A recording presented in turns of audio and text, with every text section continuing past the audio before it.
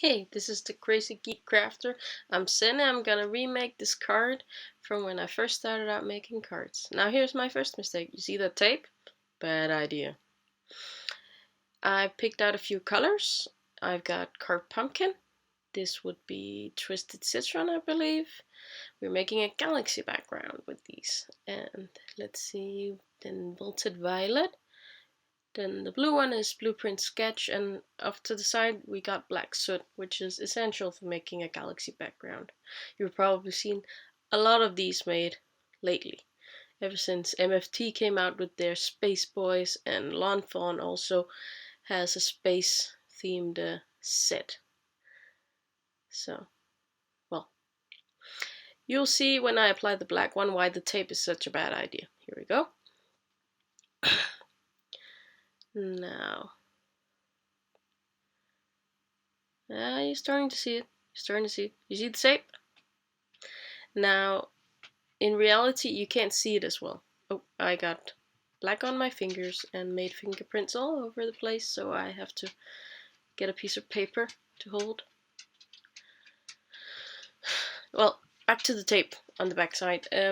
It's far more visible on the camera than it is in real life, which is lucky for me. I try to smooth it out as best I can, but the camera keeps catching it.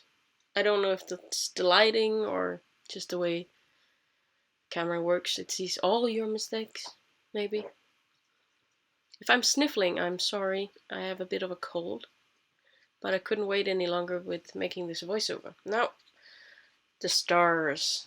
Perfect Pearls with Water is in this bottle with the glimmery tape on it, and then off in front there I've got Distress Stain, which is White Picket Fence. Now, lots of sparkly stars, and wait a bit before drying it off. Now the sparkle stays, but it lifts off some of the distress color. There we go. And then the picket fence, shake it well before use, and I water it down a bit. Unfortunately, the white doesn't stay as white as it is now. It picks up the other distress colors underneath, which is unlucky for me. I think I need to invest in something that doesn't corrupt as easily. But you use what you have, I guess. And I still love the card. So now it's done. Let's clean up. Or is it done? Can never have too many stars. More stars, shimmery stars all over the place. Yay! And then I just dropped big splotches there. Let's hide that later with some element or sentiment or something. Well, cleaning up and leaving it to dry at the side. What? Better clean up. Here we go. Stamping. Now the alien dog, it's not an alien yet, it will be, is from Fawn, and the rest is from Gerda Steiner. I am using MFT hybrid ink because it goes well with water as well as with alcohol markers. I use water-based markers mostly, but it also dries fast, which I have a tendency to drag my hands through the VersaFine, and that one does not dry fast. Now I'm drawing on the antenna. Excuse my messy hair. I should have zoomed in. I'm sorry. I was just so caught up in making this card again because I thought the green alien dog, it was too cute. Just too cute. Here we go. And then because I want the dome to be see-through, I'm drawing in the back of the spaceship because I have a thing about, I don't know. I just thought it would look weird if the entire piece of the spaceship was see-through, like there was no backside to the spaceship. So I drew in a few lines, and here comes the 6, which are my most used, and my color chart, and all the red ones are wrong now. It's been about a year, maybe more, since I made this chart, and all the red colors have faded to well, they're unrecognizable compared to what comes out of the zig, so I always test on the side. Now I'm shading in my green dog, and just 2 shades. He's not that big, so I didn't think I needed more than 2.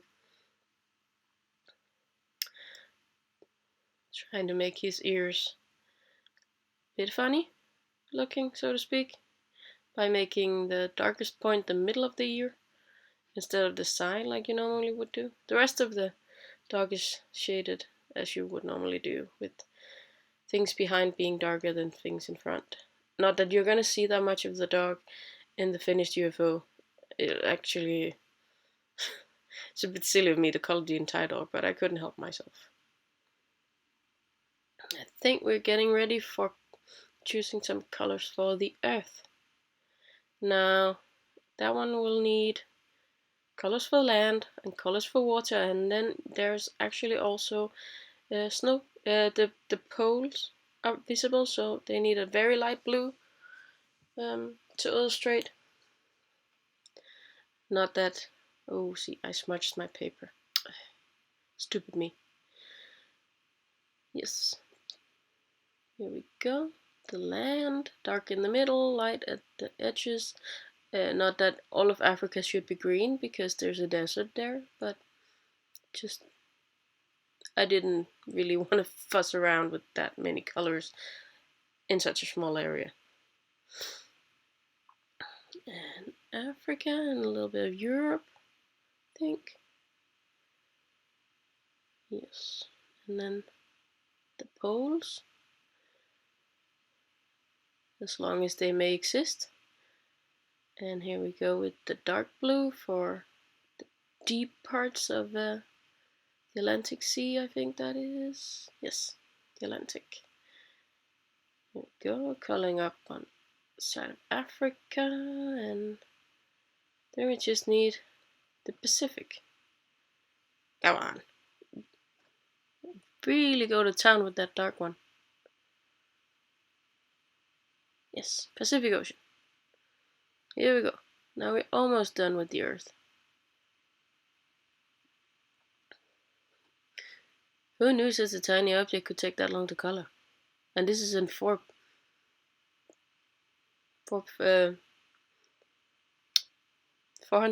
speed. That's what it's called. And then this space object moon-like thing.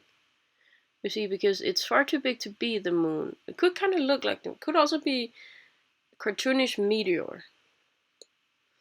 So, you choose. You choose. And picking the colors for my UFO. Yay! Let's see. Yeah. And I make the dark color on one side of the line, and then I drag it out around the UFO so that it kind of looks like it's spinning, or at least that one plate is on top of the other. I thought it turned out quite nice.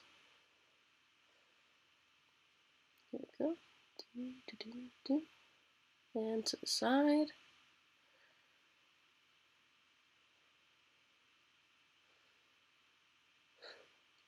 I really love this card. There's a reason why I still have the original and haven't given it away to anyone. I don't know. It's probably the inner geek in me. I really like my UFOs. That's also why I bought this stamp set when I finally got my hands on it. It was wonderful. I went to a sort of a convention, small convention in scrapbooking and card making. And one of the the acetate. That story can wait. The acetate for the glass in the UFO here. That's my homemade stamping body thing, embossing body. That's what you call that, right?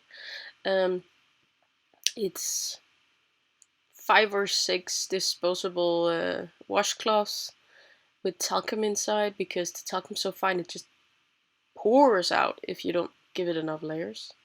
Bit of clear embossing powder so that I can actually see where I'm cutting it, and it does give it a nice effect on the final glass, that it has a bit of a thicker edge.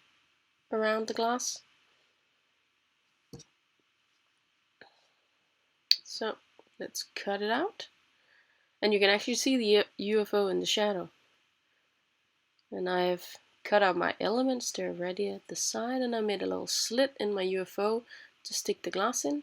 Now I'll try from the bottom, that doesn't really work. I'll have to cut too much off the sides to get it from that angle, so I put it down from the top with a little bit on the back to glue it together. Oh, and the dog fits. Now the sentiment. It's a dragon sentiment about a birthday flyby. I thought it was so cute. I think actually the sentiment inspired the original card.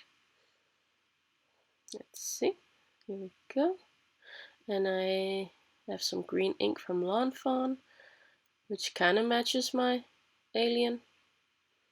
So that doesn't have to be a black sentiment, because that kind of gets boring. So here we go. Then figuring out where to put it. And I tried out a few accessories, but nothing really fit. So I'm gluing in the glass bubble. Oh, and I went around every element with the black liner, a Memento liner to be exact. I have some foam squares with different heights. The yellow ones are the shallow ones and the white ones are the high ones. Putting in my dog. Putting a bit of scotch tape on the back to hold him there. No need to try and glue him onto the acetate. Tape is just as fine. No one's gonna see it. So, and a bit of foam here too, of course. Just a bit of foam. And, oh, his legs were sticking out, that's right. And then comes the action wobbler. And I had to buy these when I had found the UFO. I simply had to own them to make this, just this card with my little wobbling UFO. Here we go. On with the sentiment, and then I blow the space stuff away. Here we go. Yay! I so love this card. I'm never giving it away. I'm just gonna keep it for myself. And then it's ridiculous, the next point here. I put it on a card. Why would I do that when I know I'm never gonna give it away? I always use my MISTI for this part. I have a tendency to get everything crooked if I don't. And I love score tape. Excuse me. For this, since it's so very strong and I can get it all the way out to the edges without it oozing out. A lot of that stuff. Then peeling off the back. And then, without the foam and the MISTI, I can precision my panel. If I can get the liner off, that is. Checking that the opening of the card is in the right place also. And that's it. Here they are. Original and improved. Only the background is a bit wrong. Well, everything is in this description, all the supplies. And this is still my card. Subscribe if you want to see more. And thank you for watching. Bye!